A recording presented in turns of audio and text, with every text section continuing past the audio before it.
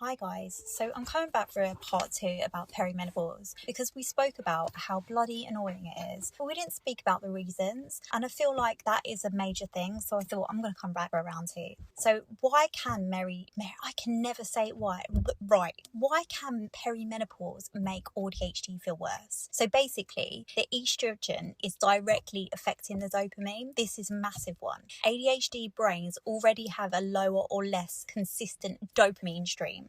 Estrogen helps boost and regulate dopamine.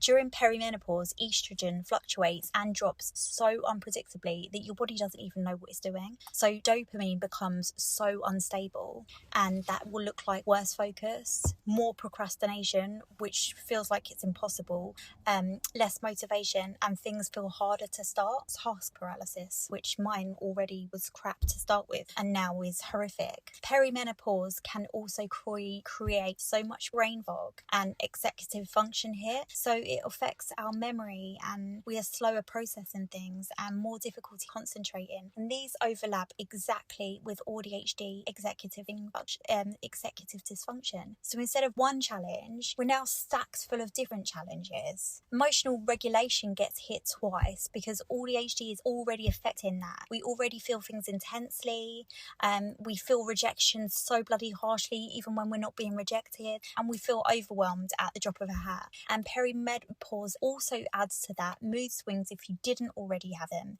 irritability if you wasn't already irritable, and so much anxiety if you didn't already suffer with it. So a result of that is you feel everything a million times harder and a million times faster. It also is a bugger for sleep dysregulation. I know for me, my sleep has always been awful. I'll be up researching serial killers at 4:30 in the morning, and perimenopause has just amplified that even more.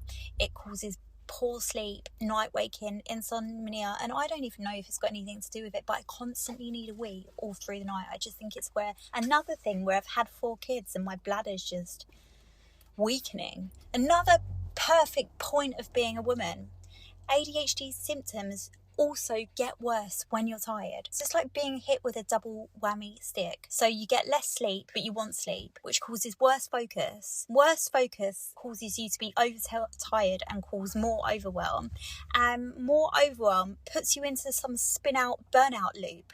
Your system is dealing with all your hormones shifting, your ADHD processing differences anyway, and life stress. And at 40, life is stressful, I think. There's a lot. So your brain can also go into shutdown and overwhelm. And sometimes I just feel like I can't do anything right. It's not that you're getting worse. It's just your support system that hasn't always been the greatest is now being even crappier. Don't put too many expectations on yourself. That's the advice I can give you guys. Don't put too many expectations on yourself, because if you expect too much, you'll be disappointed. Just know that it's a hard time for everything, and work with the energy that you've got and not against it. So do harder tasks when you feel able, and rest without feeling guilty. That is a major thing. You need to prioritize your nervous system over productivity. This means more than just pushing through. You need to give yourself stuff like quiet time and reducing the stimulation around you, and you need to say no more, and you need to implant more boundaries into your life. This will help your brain regulate. It's not just you, it's all of us right now.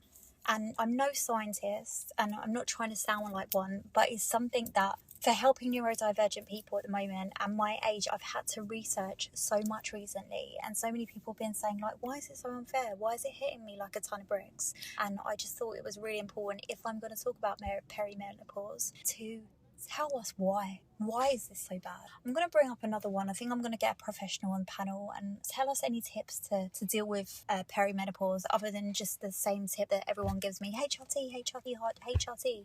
Let's make this an ongoing subject. Thanks, girls. And guys, if you're listening, because I hope you're listening too, because it's shit for us. And I know you're probably going through it as well with your wives, partners, and be supportive. Thanks, guys.